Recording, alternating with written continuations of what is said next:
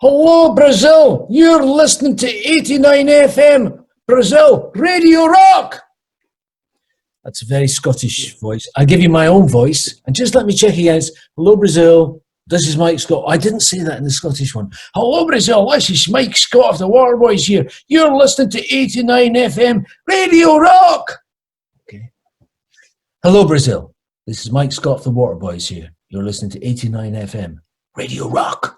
Fala galera, beleza? Eu sou o Wendell Correia e eu vou conversar agora com o Mike Scott, vocalista e líder da banda The Waterboys, sobre o novo álbum que ele lançou, Good Luck Seeker, com exclusividade para 89 a Rádio Rock. So, how are you? I'm fine. And where are you talking from? My studio in Dublin. Okay, man. And how have you been during this lockdown, this pandemic? How these things are going for you? I've been very busy. I've had lots of musical work to do and lots of time to do it. And you just released a great album. Congratulations for that. Thank Good you. Luck Seeker. How was the process of writing and recording this album?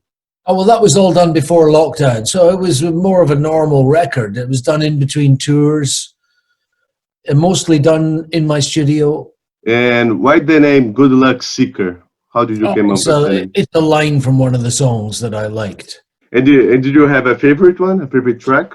My favorite probably is My Wanderings in the Weary Land. Yeah, my DNA is in that song.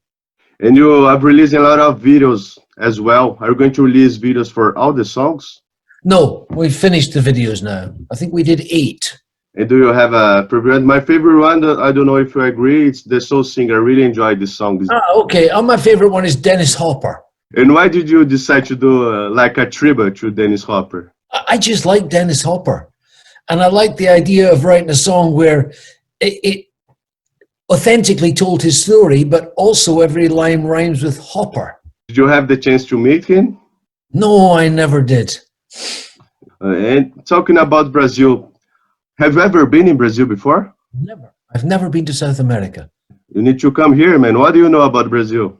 Oh, football. Everybody knows Brazilian football, a little bit of Brazilian music, or rather the flavor of Brazilian music. We know that you have a demagogue prime minister because he's always in the news.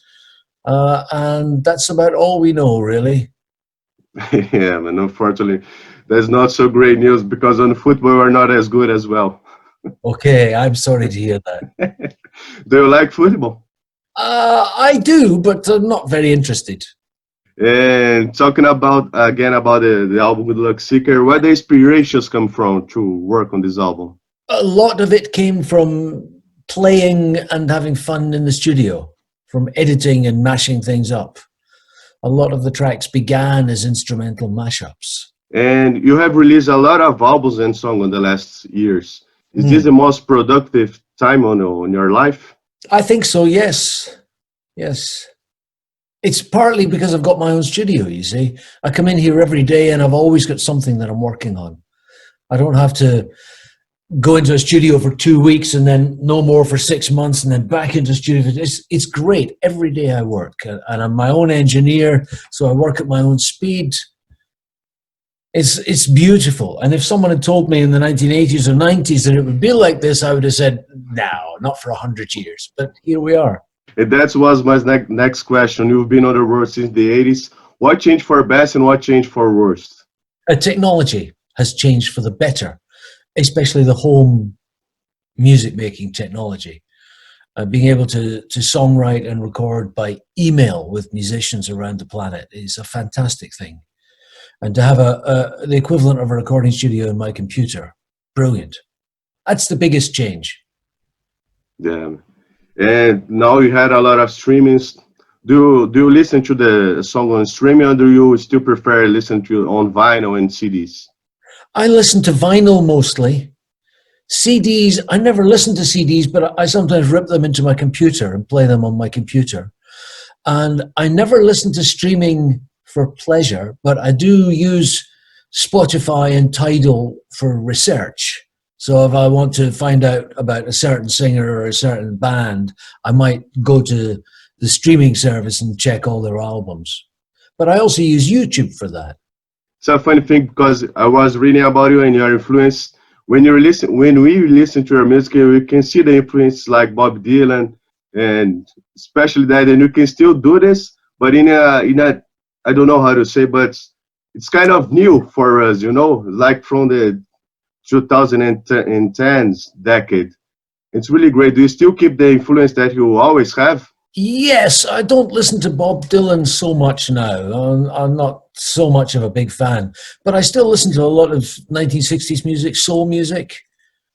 People like the Rolling Stones and Iggy Pop, I always love. Marvin Gaye, music like that. That's where James Brown, that's where I listen to, really. And what are your opinion about the people who say rock and roll is dead? Well, they've been saying that since 1968. It's been a long time they say that. A long time dying. And so are you writing songs every day? Today I'm not writing, although on many days I will be writing, but today I'm working on a box set of our old album, Room to Roam. So I'm going through very old studio tapes, trying to find the jewels. Yeah, here's cassettes. Rough mixes, 13 March 1990. And then we're working all over that again. Yeah. That's great, man. Do you have a collection of cassettes and vinyls and all that stuff? A huge number of cassettes. They're mostly in Scotland in storage. And I've got a lot of vinyl. You can maybe see a little bit of it down there on the floor under the bench. But that's only a little part of it. Yeah, man. That's great.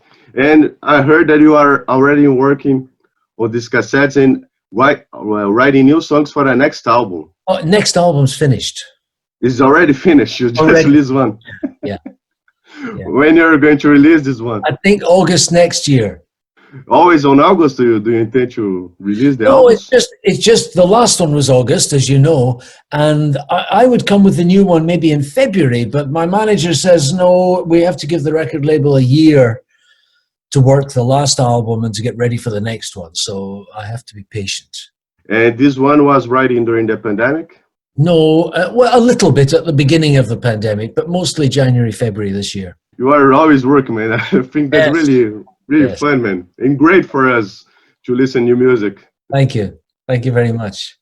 And do you have any regrets in your career? I should have made Fisherman's Blues a double or a triple album. And you just released on the Good Luck Seeker a second disc with instrumental and vocal and guitar tracks. We usually see the bands waiting for completing 1 year or 2 years and release the deluxe. You already released this at one time. Why did you do that? Well, I if it was my choice, I don't think I would do that. But the record company comes and they say, oh, we want to do a bonus disc. We want to do a special package. They want, what do they call them? Bundles. They want a bundle. And they want a vinyl and they want a print and they want to do 10 different ways that you can buy the record. It's not my way. I don't really dig it. But as long as they're not ripping the fans off, I don't mind. But I would prefer just to put out the record and that's it. And we have quick questions we do to the musicians. It's really fun. I hope you enjoy, if you don't mind to answer it. Uh-huh. The first music you remember hearing? The Beatles, She Loves You. And the greatest albums of all time for you? The first Clash album.